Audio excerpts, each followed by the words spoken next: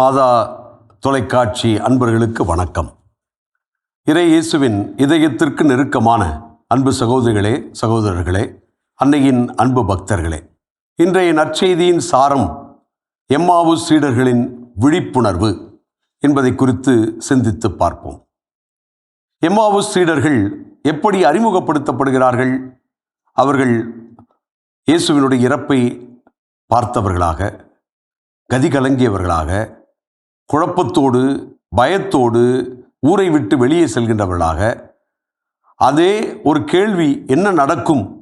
இவர் மெசியாவாக பார்த்தோமே, இவர் நம்மை விடுவிப்பார் என்று பார்த்தோமே, இவரே சிலுவையில் சாகடிக்கப்பட்டு விட்டாரே என்கின்ற கேள்விகளாக, இனிமேல் எதிர்காலம் என்ன, நமக்கு என்ன செய்யப்பட போகிறது, நாம் என்ன செய்ய போகிறோம் என்கின்ற பலவிதமான அச்ச உணர்வுகளோடு கேள்விகளோடு செல்கின்ற எம்மாவுஸ் சீடர்களை சந்திக்கிறோம். அதே நேரம் இயேசு அந்த வழியே வருகிறார், அவர்களோடு இணைந்து செல்கிறார். அவர் செய்கின்ற 3 செயல்கள் மிக அருமையாக நமக்கு உணர்த்தப்படுகிறது. முதலிலே அவர் செவி மடுக்கிறார். அவர்களுக்கு, அவர்களுடைய அச்சத்திற்கு, கேள்விகளுக்கு, அவர்கள் கதிகலங்கி போயிருப்பதற்கு ஒரு ஆறுதலாக அவர்கள் பேசுவதை கேட்கிறார், செவி மடுக்கிறார். என்னதான் அவர்களுடைய அச்சம், என்னதான் அவர்களுடைய கேள்வி என்பதையெல்லாம் உற்று கேட்கிறார். இரண்டாவது, அவர்களுக்கு விளக்கம் தருகிறார்.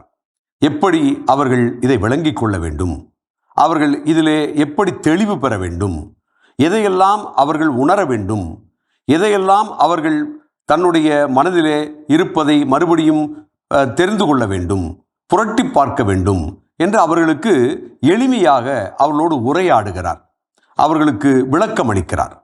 மூன்றாவது, அவர்களை உண்மையான உறவின் வழியாக தன்னை வெளிப்படுத்துகிறார்.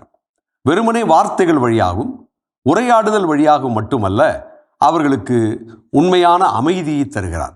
அமருங்கள், நீங்கள் கதிகலங்கி போயிருக்கிறீர்கள், வேதனையோடு இருக்கிறீர்கள், புரியாமல் இருக்கிறீர்கள், எதிர்காலம் என்னவென்ற கேள்வியோடு இருக்கிறீர்கள், அமைதியாக அமருங்கள், உண்ணுங்கள் என்று சொல்லி அவர்களுக்கு அமைதியை வழங்குகிறார்.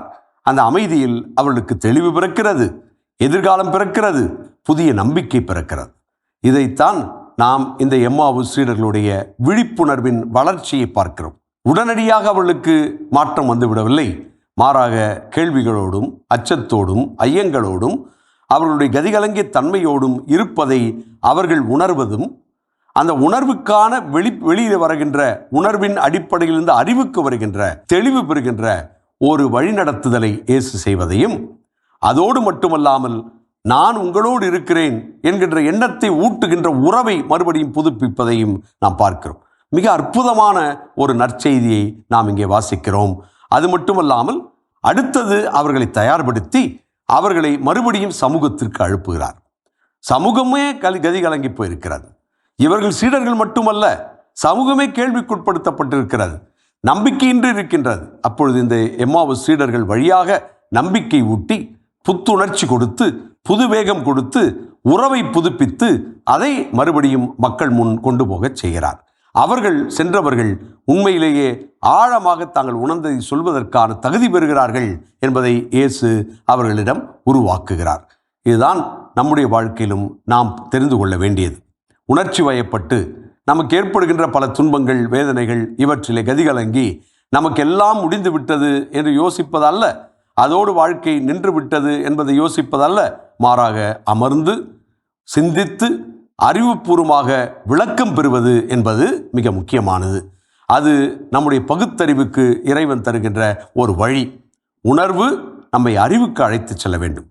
உணர்வு நம்மை அழித்து விடக்கூடாது, மாறாக சிந்திக்க வைக்க வேண்டும். அந்த சிந்தனை நமக்கு ஒரு தெளிவை தரும். அந்த தெளிவு பலருக்கு அனுபவமாக மாறும், பலருக்கு அறிவுரையாக மாறும், பலருக்கு வாழ்வாக மாறும். அது சமூகத்தையே மாற்றக்கூடிய ஒன்றாக இருக்கும். எனவே நாம் ஒவ்வொருவரும் அறிவுபூர்வமாக தெளிந்து அந்த தெளிவிலே அடுத்தவளுக்கு வழிகாட்டுகின்றவர்களாக இருக்க அழைக்கப்படுகிறோம். முயற்சி செய்வோம். ஆமென். இயேசுவுக்கே புகழ், இயேசுவுக்கே நன்றி. மரியே வாழ்க.